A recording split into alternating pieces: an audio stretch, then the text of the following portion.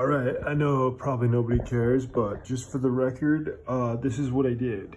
Um, I I made I took all 107 international phonetic alphabet characters, which looks like, you know, like that, and I figured out which ones sounded similar, right? So if they sounded pretty similar, I just gave them the same number. Okay, this is what I've been doing all day today because I'm just trying to crack this code.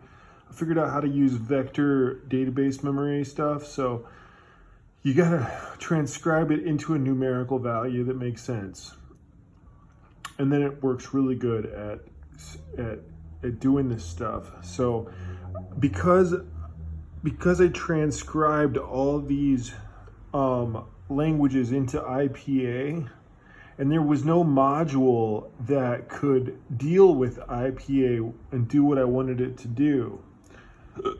Um, I had to do this.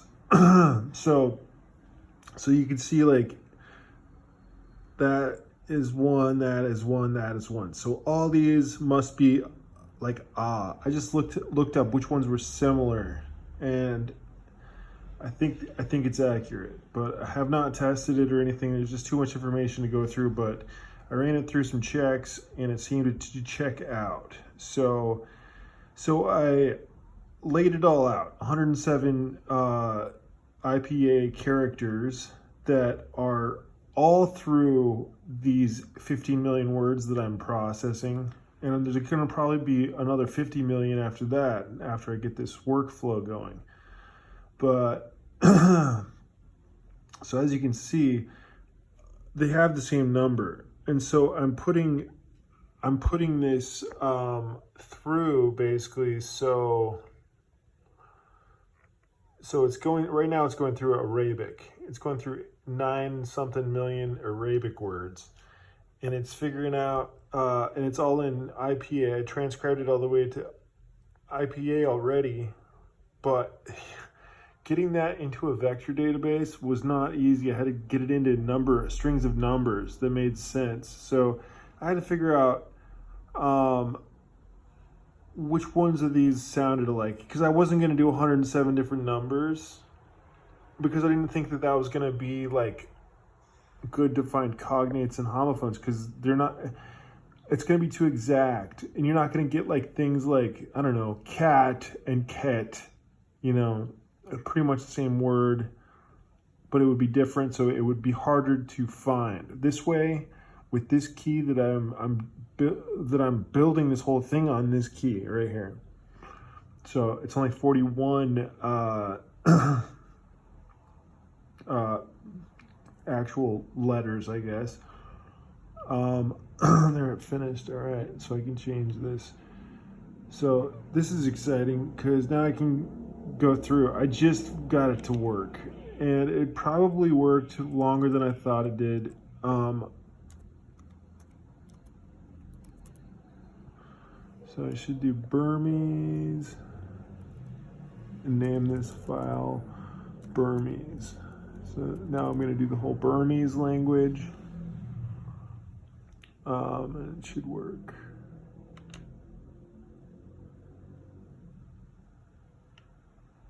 That was fast.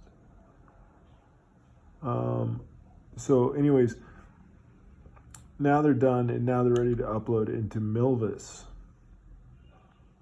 Copy path.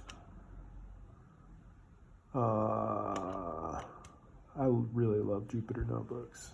They're a lot of fun. I wish I could get paid to do this stuff. Maybe one day I will. I already did Dutch. Damn.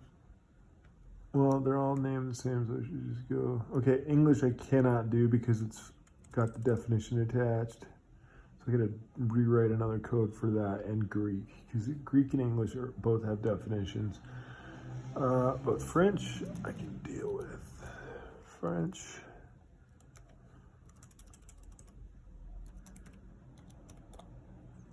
French.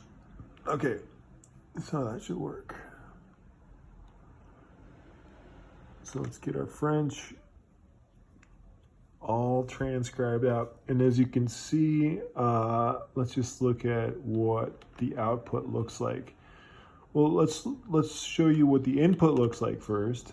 So the input is like, well, these first these first in the dictionary is like a spell checker. So I don't know why, but I just still have this weird stuff in Dutch. I just didn't know what it really meant. So it's just still in there, but it kind of starts down here, right? It's like a dictionary of Dutch words that I got, and then that's the IPA pronunciation. And so this is what I have universal with all the languages, this part. And so what I had to do is use that and then get the numeric value. And I had to really think about this, like, how am I going to do this? And I could not find a program that would do it for me, so I had to build it myself. And so this is the output. And so I'll explain it really quick. It's actually uniform. These are all 0.0. So those are actually just 18. I made it so that every one of them is 18 characters long, because that's what the vector database kind of wants more. I was reading about it. So you want to pad the numbers. So I'm padding them with zeros, so that the numbers just are in this basically up to a maximum of 18 characters. Is what I did, just because, you know, I had it at, I don't know, they were just wild. They were going, and I need to have them uniform. So I had to choose a number, and I needed a number that would catch all the longer words too, just because. And first I went to 30, but that was way too long. So 18 seemed to be the happy medium, because there are a couple words that get kind of up there, because they're just like September Ansaluggen, you know, it's like, what the fuck?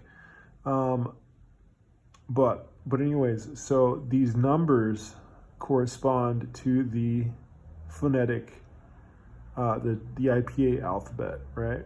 So this is just the, you know, the beginning of this. I'm still in the numbers here. So you can see that this is where the dictionary kind of starts. So you have these long ass words, and see, some of them even make it all the way to the end, like Andeel Hoeders Kapitalisme, whatever that is in Dutch.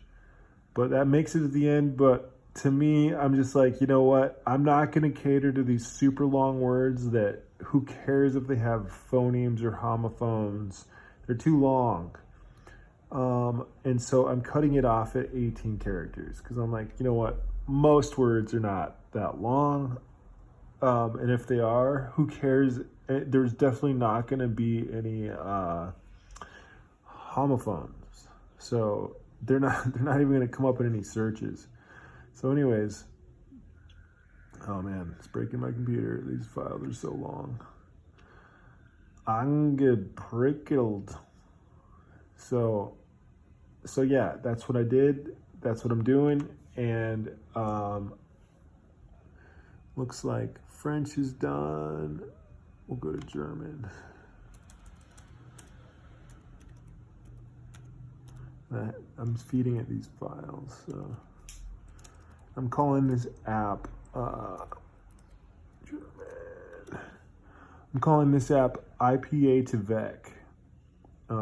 Basically IPA to vector. But I thought that was a good name for it. And I probably should share this program as a module, but I don't know how to. I don't know how to make this into a module to share. But it's basically all it is, well, I guess I'm going to just have to define functions that people can use with this key. It's pretty cool. This key is pretty badass. I mean, that's like every sound you can make. 107 sounds. And I don't think it includes like those African sounds like snaps and pops and stuff like that, but still pretty cool. So let's run this one, make sure it runs. So they were coming back with errors, but I just got through all the errors for the day, and it's running and it's working, and I'm about to get this all into Milvus. I actually found this Zillis, and they do managed. I have 100 credits, so I'm hoping. I mean, it expires in 16 days.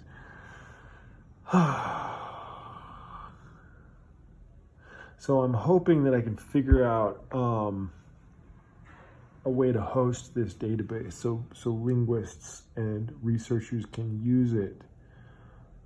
That would be really cool.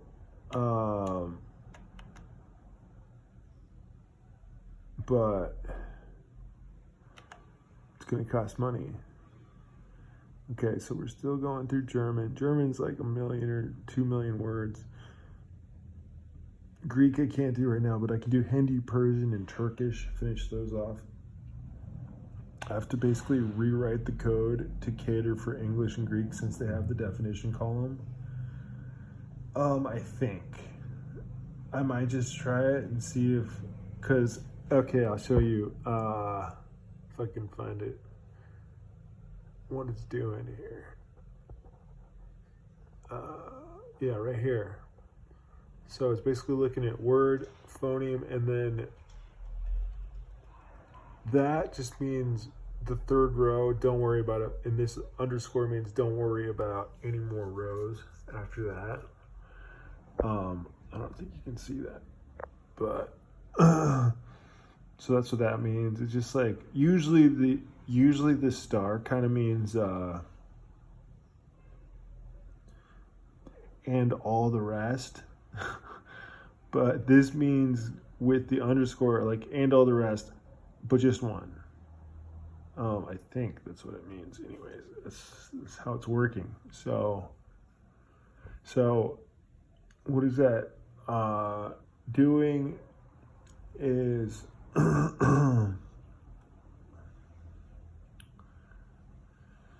well, the Greek and the English have the third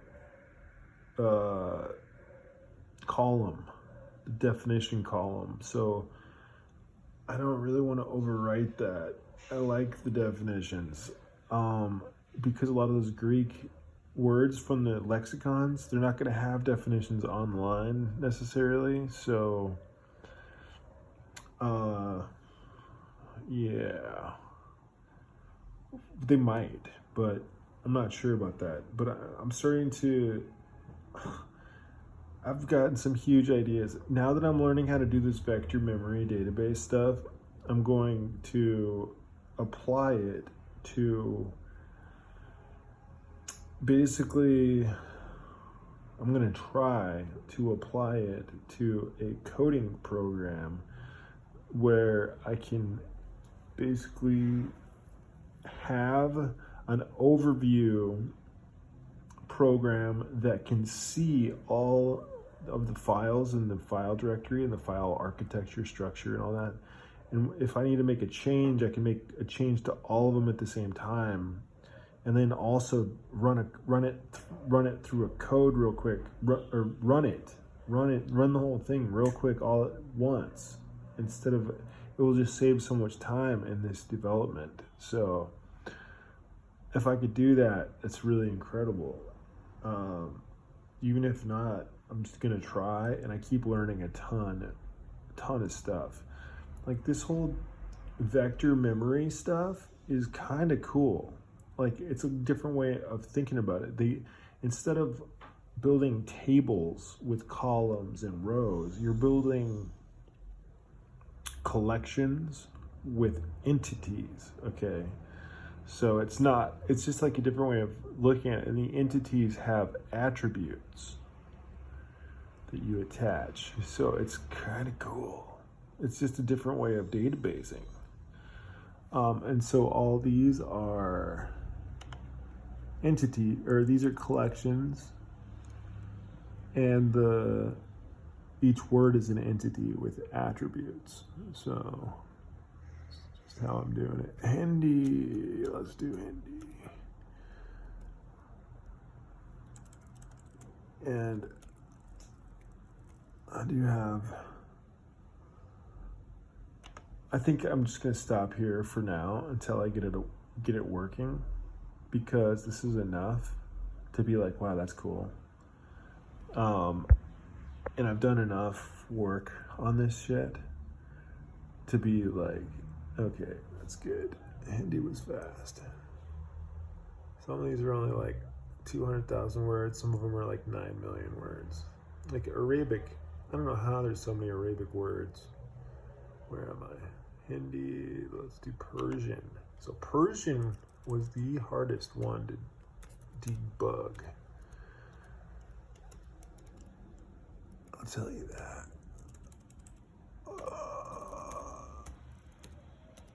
And now it just goes smooth like butter. No bugs. I love that. You can see this little where the program's kind of at right now. It's padding the transcriptions. I don't think there's that many big words, but even if there is, that's cool. If there's not, that's cool. I don't care. The length, if it's gonna be in 18 letters, you're gonna find the homophones in that 18 letters. And so this vector thing, it works much better with numbers rather than strings, you know, or letters even. So that's why I had to transcribe. It makes so much sense to me now. It's kind of beautiful. It makes me kind of giddy. But to think about, especially how smart I was to do this with the all this stuff, to be, because first, you know, I had 107, and then I was just thinking about that for a second, and I just realized a lot of those are really close to each other, like k and ki and ka and ka. You know, if it's a k sound, it should be the same number. If it's a sound, it should be the same number. If it's an un sound, it should be the same number. And really, one thing that I wish is that, see, I don't know how I'm going to deal with vowels.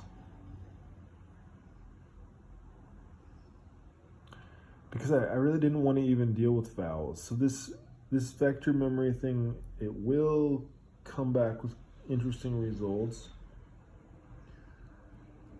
But I wanted to be able to, well, I guess I'm just going to have to figure out what numbers correspond to the vowels. And then say, don't search these. Don't search for these numbers. Just search for the consonants, like Hebrew. That's another thing I want to get in this database before I'm completely done, is the Hebrew list. Oh man, it's been so much. You guys have no idea how much work this has been. But just like YH, WH. See, Persian is done and no bugs. Finally. But yeah, just doing consonant searching. Okay, Turkish is the last one, and I'm done with this.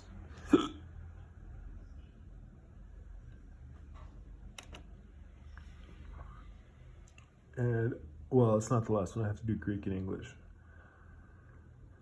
And then we're going to upload it to Milvus. And then I think I might be able to start searching. See, I can't run Milvus on my own computer because it requires 16 gigabytes of RAM. But I can run it on Google Colab, I think. I tried earlier, I couldn't do it. Okay, so, okay, now I need to figure out if English is gonna work. I'm just gonna try it. Copy path. All right, let's just type it in. I'm so tired of my mouse. I do everything on just my laptop mouse. This touch screen mouse. Or this thing. And it's just like, man, I need to get a better setup. I really like what I'm doing here. I wish I could get paid so I could buy a brand new fucking $10,000 computer. Oh no. Okay.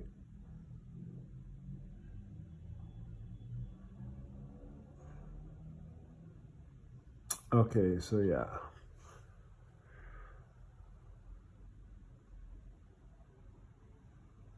Okay, so I think I can just add this definition. And then word phoneme definition. And this should work, I think. If not, we haven't tried something else. Let's try that one.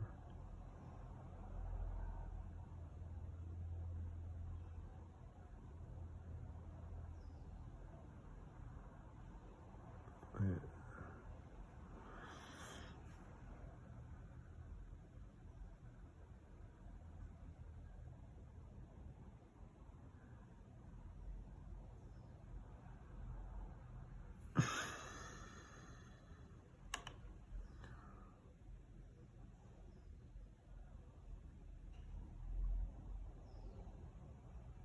Okay.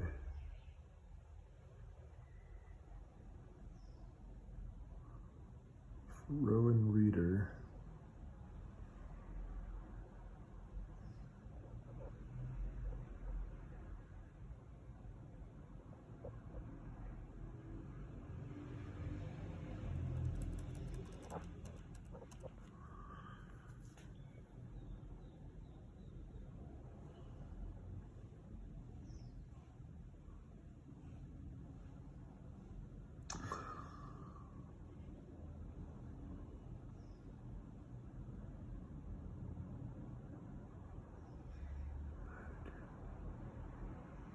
Okay, so that's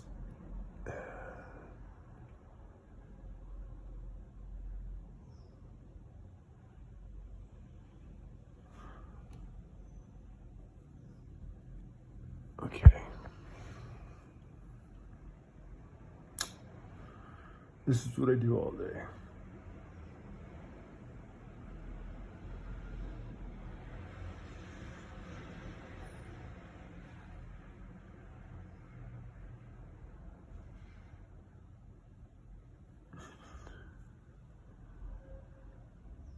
Expected 3.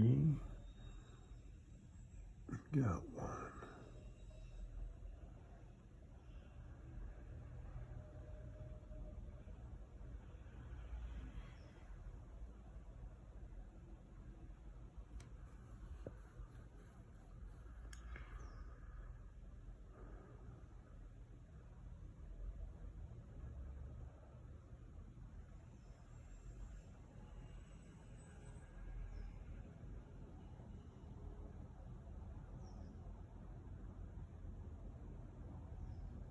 I should really look at this file to look at it. Actually, I think I might be able to.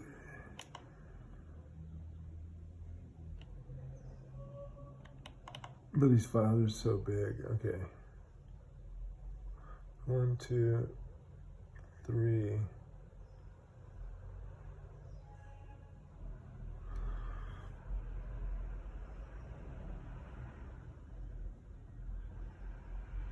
I just really wonder why there are quotation marks around each line. That's weird.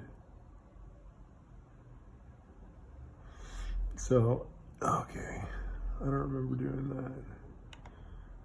Let's do the formatted Greek. Do it the same? Yeah, it's the same thing. That's crazy. Are they all like that? That's a good question. Nope. It must be how. Damn.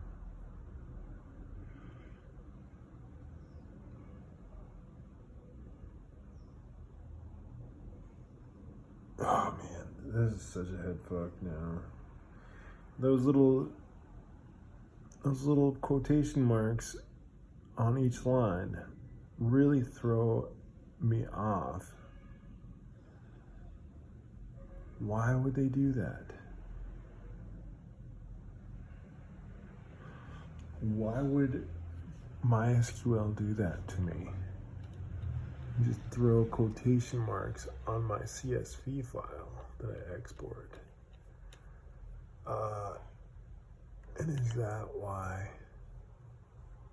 That is why. Because before, okay, word phoneme, expected to, got 1. Now it's all just one value. Oh my God. Oops.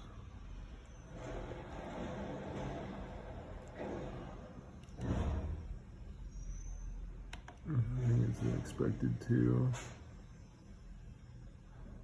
Got 1 last time, right?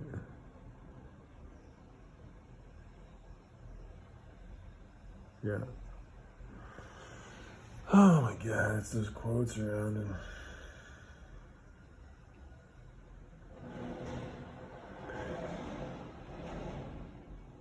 maybe I could just add quotes to this code.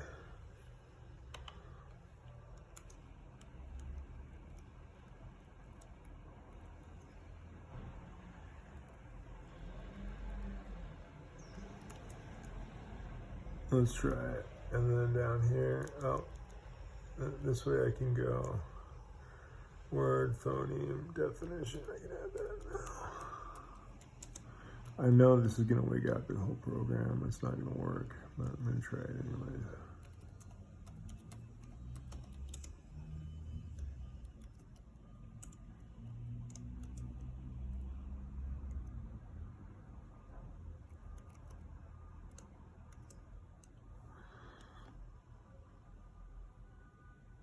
Okay, let's just try it.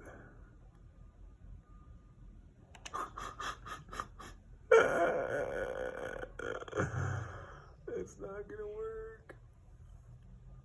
Oh my God, I gotta figure this out.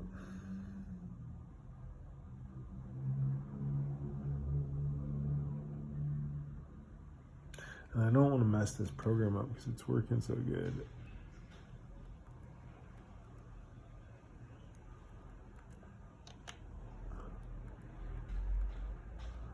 Let's get definition right out of there. Plus. Yeah, okay, so I think I might have to take those quotation marks out of every line. Oh my God.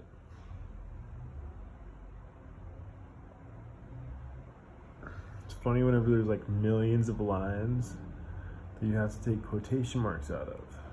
So you have to write a program just to do that.